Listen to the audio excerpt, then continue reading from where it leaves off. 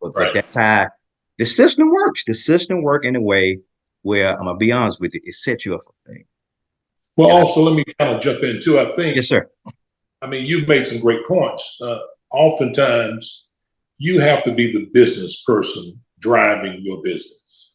Even though you are a part of a franchising system, when you get into that franchising system, but you can't lose yourself in that system because that system belongs to them. That is not your system.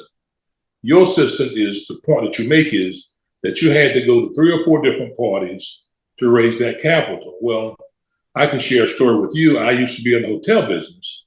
I built some 50, 60 room units, 90 room units, Fairfield Inns, courtyards, some comfort suites. And I went to probably 15 banks before the first bank would lend me money.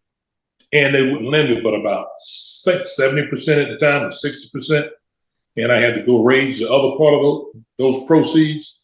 So generally, we have quite a bit more of a difficult time trying to find your own way because we as people in this country, we're not geared to go out and make your way. We're geared to go get a job.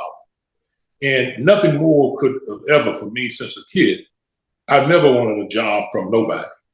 I always wanted to create business, create jobs, create opportunities. I always thought that that's where I should be. That's where God has led me. And I've been there since the beginning, since football. Football didn't really get me here.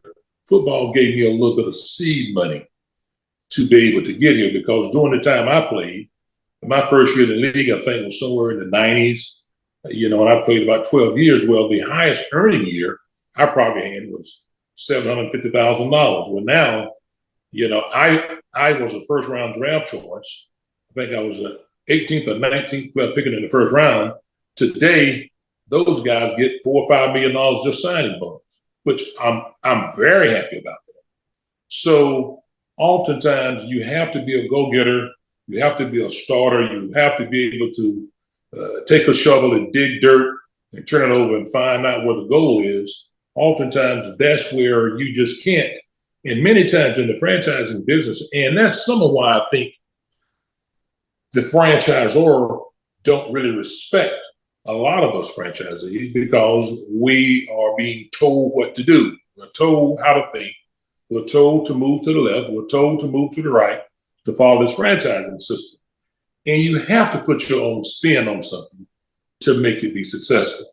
Rarely are we all blessed enough to get the great locations that the franchisor already has, or they have first privy to the super great locations. You are going to be the high risk taker in every location that they have.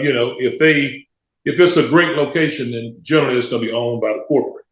If it's a risk location, it's going to be owned by the franchisee. Just kind of know that going in, and oftentimes we don't know that. We don't know that at a young age. You learn this knowledge down the road. Those are some great points. And I guess too, you read about it, and it's so unfortunate. You hear about NFL players, NBA players, they make all these millions of dollars. They don't have a college education. They whatever reason they vote them up. And when they get out, they have nothing to fall back on. But you plan for that. You plan to say, you know what, it's life after football, right? You got your degree, you got your real estate license. So right. You had a backup plan that a system. I think that everybody can't be a football player. Everybody can't be a football player. Everybody can't be a rapper.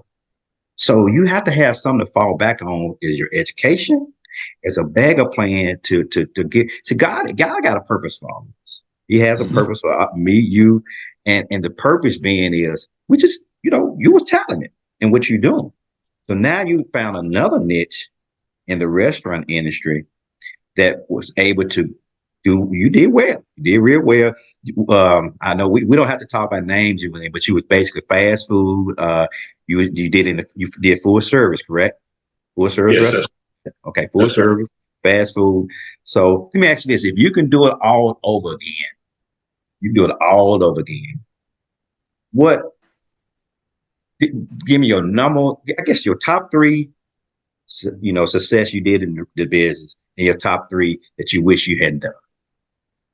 Well, I tell you, one of the things that I think that I'm very comfortable with is you need to learn how to develop, how to take a site that's a 1 acre site or a 4 acre site and break that site up into several sites. So basically, the real money, I think, is in the development piece. When you look at McDonald's Corporation, and you look at all the larger corporations, they're really not in the food business. They're in the land and building. They own the dirt, they own the buildings, and long term, and you win on the front end. Let 10 years, let 20 years pass by. Those are the real winners. So I would just tell people that's how I got in the / building business / owning dirt, being a realtor, being able to go on the MLS and look at sites in different places, being able to dig into the details and tell you how many homes are in this area, how many people live here, what they make per year, and so on and so on. And then you still may have some difficulty winning. So at the end of the day, knowledge is power. The more knowledge you have, the more power you have. And you have to really believe in yourself, because when you do come upon hard times, I would just tell you, if you don't have God as a focus to lead you down the right path, because oftentimes when things have gotten tough here or there, I knew where to go because my great grandmother had me in church when I was 8, 9, 10, 12 years old. So I knew where my power, my source come from.